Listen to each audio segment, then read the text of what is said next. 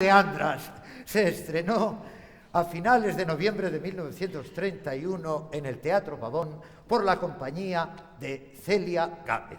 En ella Celia sacaba hasta 10 trajes y contrató para la ocasión a 2 estrellas de variedades de fama internacional, Pil y Mil. Las Leandras, además, tenía un libreto divertidísimo y muy subido de tono, todo hay que decirlo, de Muñoz Román, pero sobre todo tenía una música asombrosa del maestro Alonso. ¿Quién nos recuerda el Pichi? Y sobre todo, ¿quién nos recuerda los nardos?